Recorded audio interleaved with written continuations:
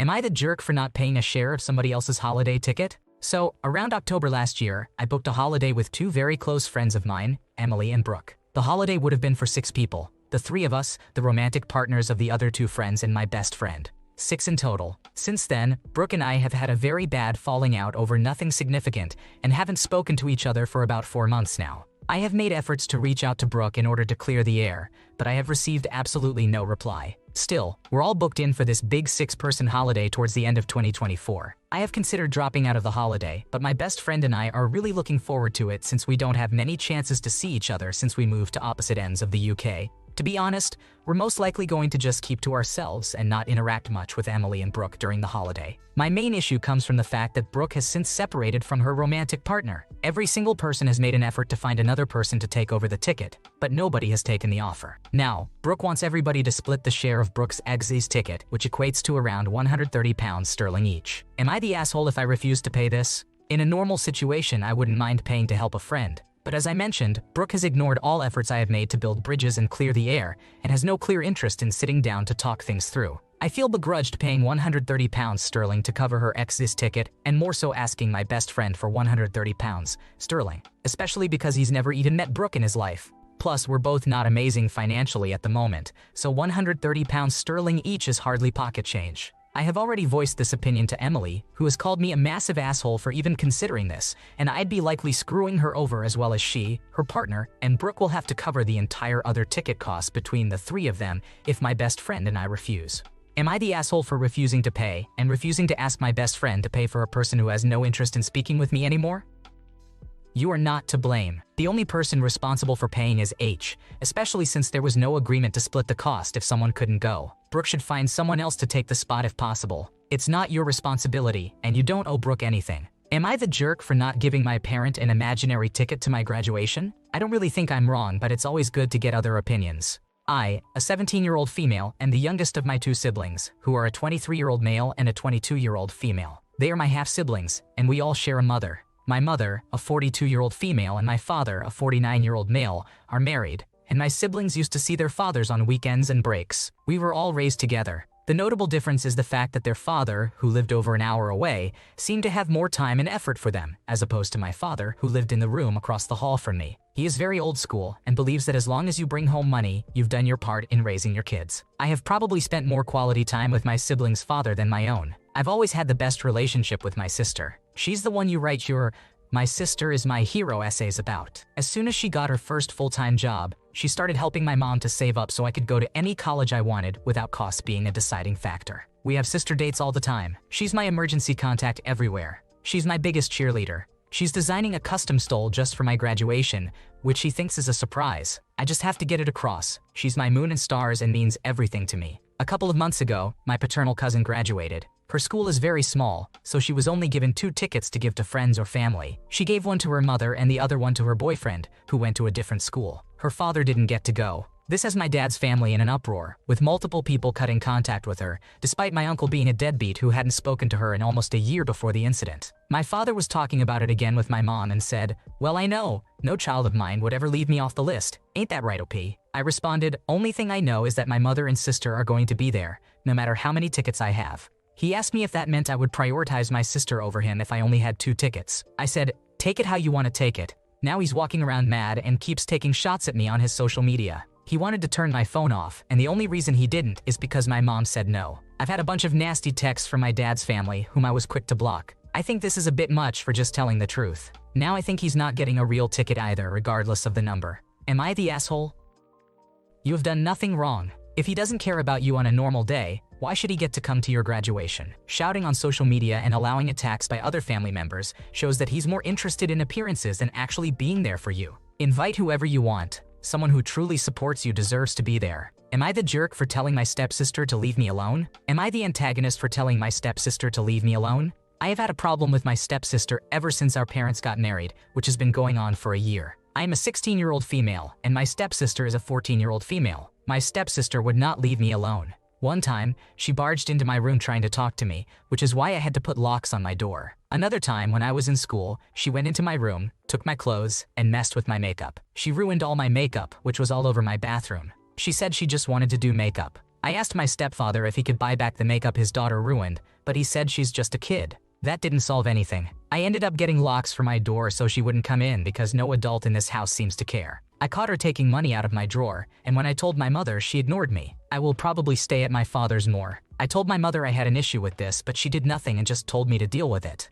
Ever since she remarried, she doesn't defend me like a daughter. She just gives me an attitude anytime I come to her, and I don't feel wanted in my own house. When my stepsister broke my laptop, she told me to get over it. If I did a hobby, my stepsister would copy me. She never leaves me alone, which is why I go to my father's a lot to get away from this. My stepsister hates when I go by my father's because she said her father and my mother argue, so she wants to play with me. I feel like I'm being tortured when I'm around her. Whenever they fight, she tries to sleep with me. I guess it was common for her, I don't know. My stepsister stole a shirt out of my room when she went to her mother's house, and I never got it back. I'm still mad about it because that shirt was gifted to me, and it had my grandmother's face on it since she passed away. I would ask her where my shirt was, and she would just shrug her shoulders and say the shirt doesn't mean that much. I want it back because who does that? Out of all the shirts, she had to take that one. Her father didn't say anything, nor did my mother. I had plans to go out with my friends to the movie theater to watch Deadpool, which is not child appropriate. My stepsister asked if she could come, and I told her no. She continued to ask, but I didn't reply.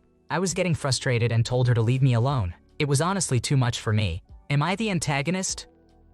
Definitely, you did nothing to be ashamed of. Talk to your dad about this and let him deal with the adults. Consider getting a nanny cam for your room to gather evidence if she steals anything else. Make sure your locks are pick-proof, and if things don't improve, you might want to move in with your dad. Am I the jerk for leaving when my parents weren't home? I am a 32-year-old male, living abroad with my fiancé, 500 kilometers away from home. I have an older sister who is married and has a 3-year-old girl. I was a normal kid and never had any serious problems. I had good study results and became an engineer. I earn enough to have a decent life. My problem is that I want to have a normal relationship with my parents, and they make it very hard. As a child, I hardly got any emotional support. When I told them my problems, they usually saw it as a burden, as an extra task. They behaved as if they were victims, saying they did not have extra energy to listen to my issues, and I made them look bad by having such problems. Meanwhile, my sister was a problematic and rebellious teenager with bad study results. She was always partying, drinking, smoking a lot, and always arguing with my parents. The weekends were usually very loud at home.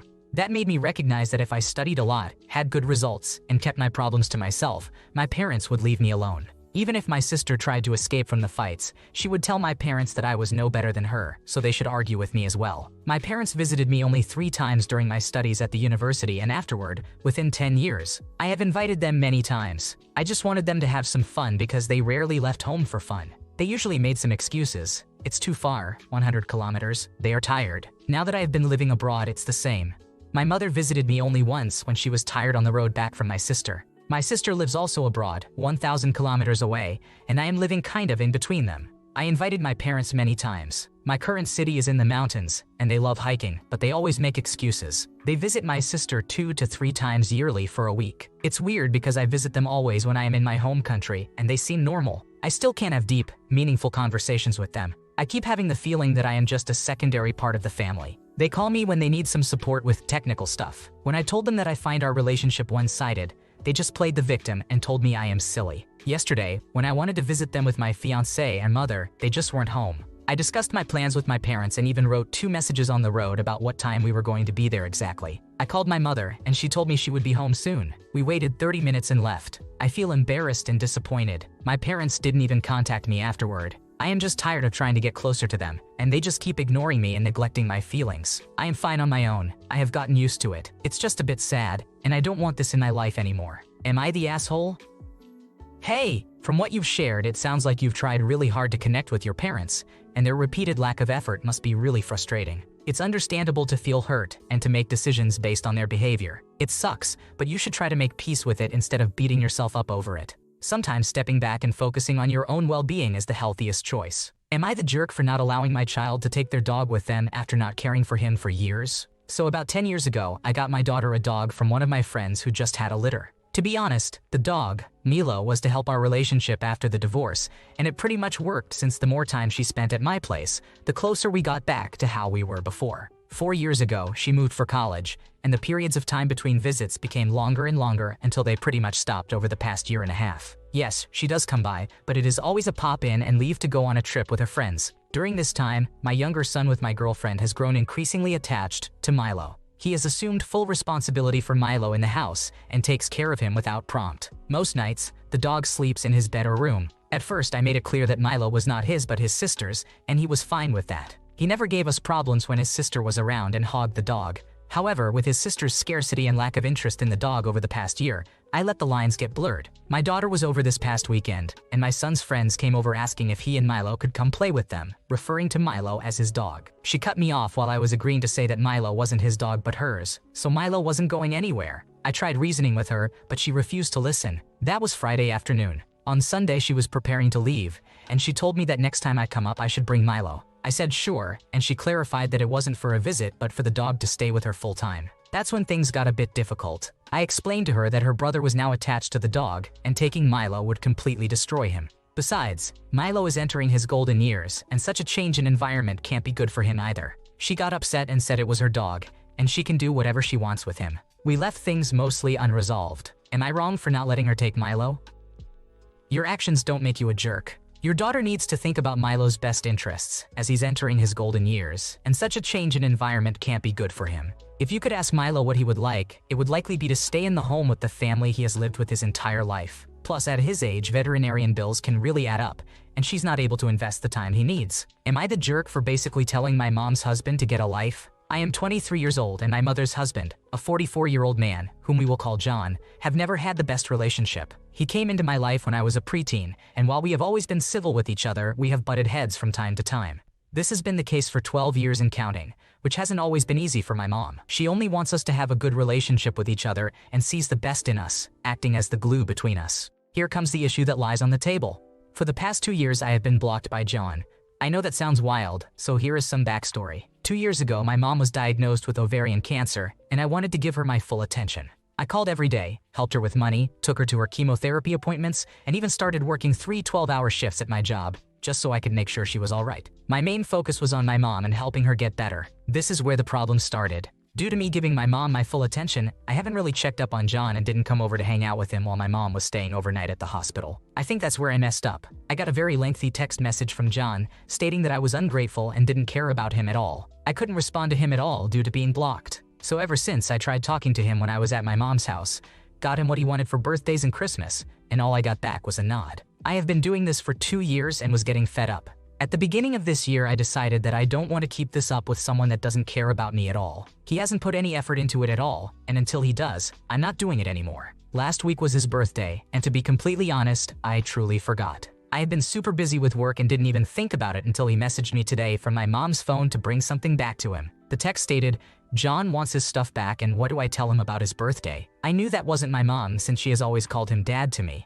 Confused, I told him, "When do you want it back?" And I forgot about his birthday. Not even 30 minutes later, I dropped it off and plainly told him, "I'm sorry about forgetting your birthday, but even if I didn't, how would I get a hold of you?" He told me to call on my mom's phone to wish him a happy birthday or to stop by. I basically told him, my mom doesn't need to be the middleman in all of this, and if you actually want me to talk to you, then you need to unblock me from your phone. Also, I work full-time, so I can't just stop by at any given point. He huffed, blew me off, and walked away. I hate the cat and mouse game we have played over these 2 years. This was the first time he's talked to me in a long time, yet I also wish he hadn't. You did nothing to deserve criticism. It's ridiculous that your mom's husband is berating you for not giving him attention when your mom is battling cancer. He's not your father, he's just the man married to your mother. You shouldn't have to babysit him. Let your mom know you'll speak to him again when he starts acting like an adult. Thanks for watching. When you subscribe, make sure to hit the bell to turn on notifications so you never miss a video. To finish listening to all the stories, check out the playlist in the description.